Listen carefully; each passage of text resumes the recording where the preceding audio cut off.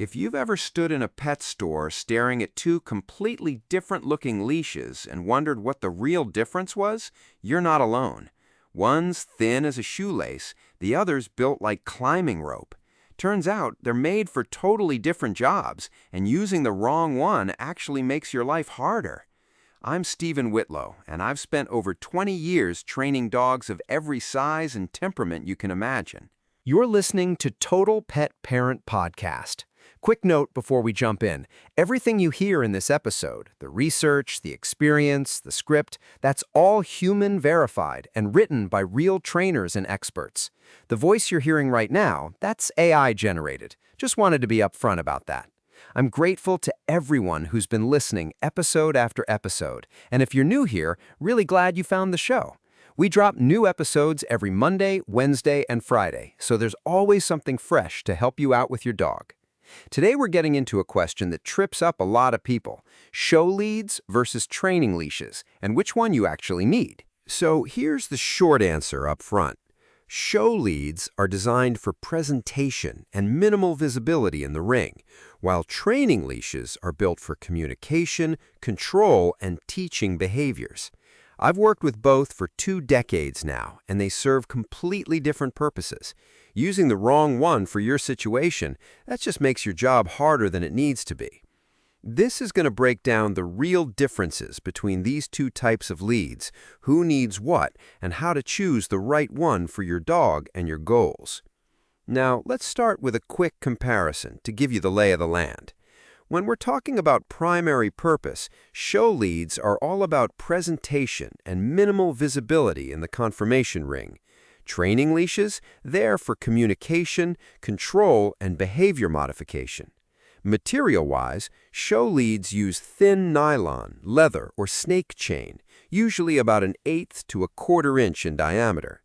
Training leashes go with nylon webbing, biothane, which is a coated, waterproof material, or braided rope. Width matters for your hands, especially during extended training sessions. I've seen this 100 times. Someone tries training with a thin cord, and after 20 minutes of working on leash manners with a 70-pound adolescent dog, they've got rope burns on their palms. Material durability is the trade-off. Show leads can use delicate materials because they're only handling a well-trained dog for brief ring appearances, maybe 5 to 10 minutes at a time. Training leashes need to withstand pulling, chewing, especially with puppies under 6 months, and daily use in all weather conditions. Biothane has become popular in training because it's waterproof and wipes clean, which matters when you're working through muddy recall drills or potty training. One design flaw I see constantly with cheaper show leads is this. The tiny loop handles slip right off your fingers when you're trying to maintain light contact while gaiting.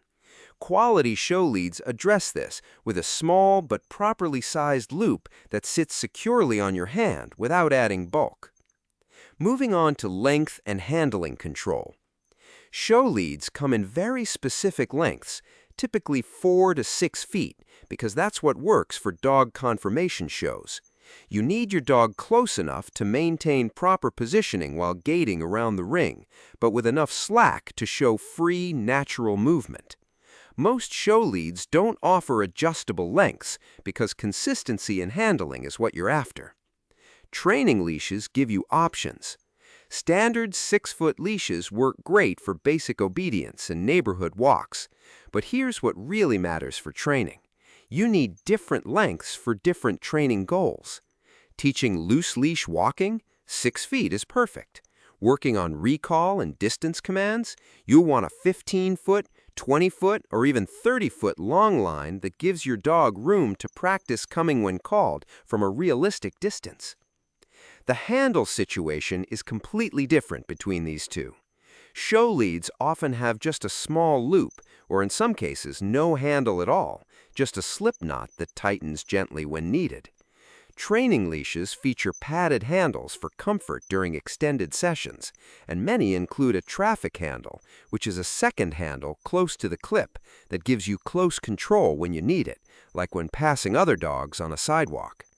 I've worked with thousands of dogs using both types, and the handle design directly affects your communication.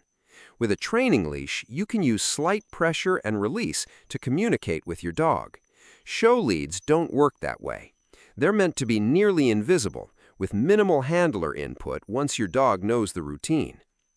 Now, let's get into visibility and presentation. Here's the thing about visibility. In the show ring, you want the judge looking at your dog, not your equipment. That's why show leads are designed to blend in. Handlers choose colors that match their dog's coat: a black snake chain for a black poodle, tan leather for a golden retriever. The entire point is making the lead visually disappear so judges can assess your dog's conformation without distraction. Training leashes don't care about invisibility. In fact, bright colors can be an advantage during training. I often recommend high-visibility orange or yellow leashes for outdoor recall work because you and your dog can easily see where the leash is, which helps with spatial awareness during training exercises. When you're using various training aids in different environments, being able to track your equipment matters. The way these leads interact with your dog's coat tells you a lot about their purpose. Show leads for long-coated breeds like Yorkshire Terriers or Maltese use extremely fine materials that won't mat or tangle coat. Show handlers working with breeds that require extensive grooming before ring time can't risk a heavy leash messing up hours of preparation work. Training leashes can be heavier and more substantial because you're not worried about presentation during a Tuesday morning training session. The clip hardware on training leashes is typically larger and more robust, often 2 to 3 times the size of show lead clips, because it needs to handle the forces from a dog learning impulse control around distractions. Let's talk about functional design and training application. Show leads serve one main function: controlled presentation. The slip-style design that's standard on most show leads, where the collar portion tightens when tension is applied, gives handlers precise control over head position during gating and stacking. This isn't about correction, it's about positioning. When you're learning how to stack your dog for conformation showing, that subtle control over head height makes the difference between showing your dog's structure properly and losing points. Training leashes need to support a dozen different applications. Here's what I mean by that. You'll use the same 6-foot training leash for teaching loose leash walking, practicing sit stays, working through door manners, and managing your dog during vet visits. It needs to clip securely to whatever collar or harness you're using, whether that's a flat collar, martingale, or front clip harness for dogs that pull. The clip mechanisms tell you everything about intended use. Show leads use small, lightweight swivel clips or split rings that add minimal weight and bulk. Many show leads are actually one continuous piece, a slip lead with no separate collar at all. Training leashes feature larger bolt snaps or trigger clips that can handle 200 to 300 plus pounds of pull force, because even a 40-pound dog can generate significant force when they suddenly lunge after a squirrel. One thing I've learned over 20 years is this: dogs behave differently on different equipment.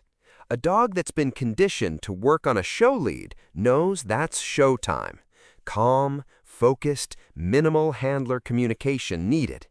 That same dog on a training leash might still be learning impulse control and leash manners. Understanding this difference is part of using each tool appropriately. The durability gap is real. I've used the same training leashes for 3 to 5 years of regular work with multiple dogs. Show leads might last longer in terms of years, but they're meant for occasional use in controlled environments, not daily training sessions. So who should choose a dog show lead? You need a show lead if you're competing in conformation events, period. Everything about show leads is optimized for breed presentation under conformation show rules and judging standards. If you're preparing your equipment for your first event, a proper show lead matched to your breed and coat color is essential, not optional. Show leads also make sense if you're a professional handler or a serious hobby breeder who regularly presents dogs.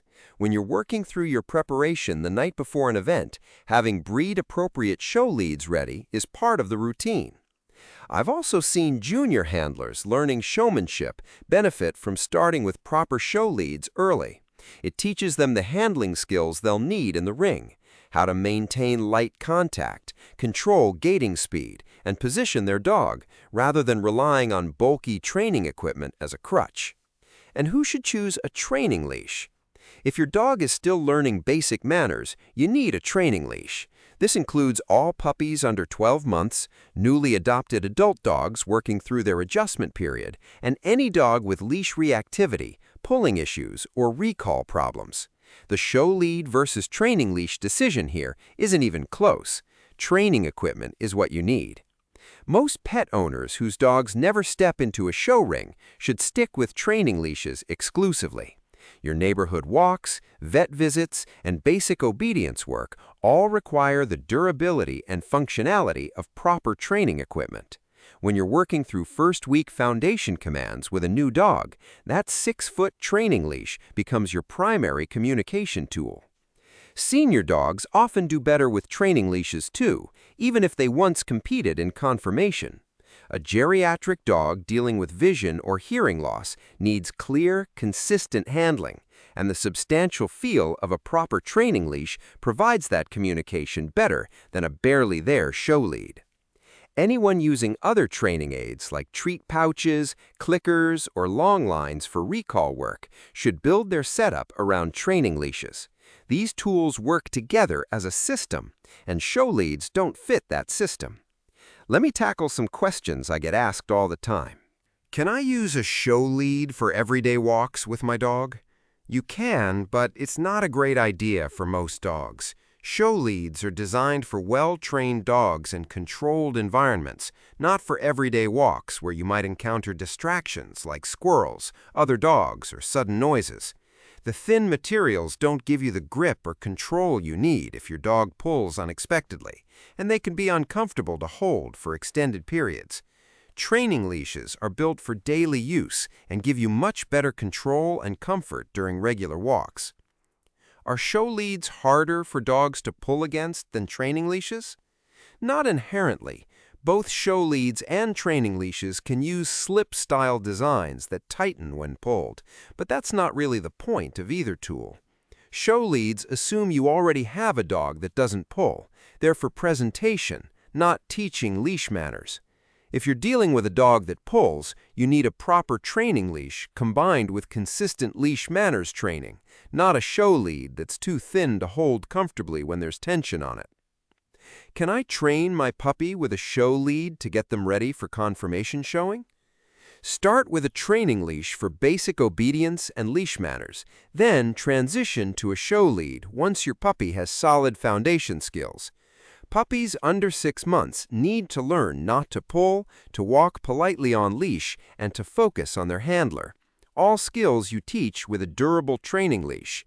Once those basics are solid, usually around 8 to 12 months depending on the breed and individual dog, you can introduce show lead handling as a separate skill. But don't skip the foundation work with proper training equipment. Here's the bottom line. The show lead versus training leash question comes down to what you're actually doing with your dog. Show leads are specialized tools for breed presentation. They minimize visibility, maximize elegance, and assume your dog already knows the job. Training leashes are everyday workhorses built for communication, control, and teaching dogs new behaviors in the real world. Most dog owners need a quality training leash, period. If you're preparing for conformation shows and need proper ring equipment, add a breed-appropriate show lead to your gear, but don't replace your training leash with it. These are different tools for different purposes, and trying to use one for the other's job just makes both you and your dog work harder than necessary. Here's what I tell clients. Buy the equipment that matches the work you're actually doing today, not what you think might happen someday. If you're working through basic obedience with a 6-month-old puppy, that training leash is your best friend. If you're headed to Westminster next month, you already know exactly which show lead you need. That wraps up this episode of Total Pet Parent Podcast. Thanks for spending this time with me today. New episodes come out every Monday, Wednesday, and Friday, so you've always got something in the queue. If this episode helped you out, I'd really appreciate it if you could leave a 5-star rating and write a quick review. That's honestly how other dog owners find the show when they're searching for answers, and it makes a bigger difference than you'd think. And go ahead and hit subscribe or follow so you get a notification the second a new episode drops. Talk to you soon.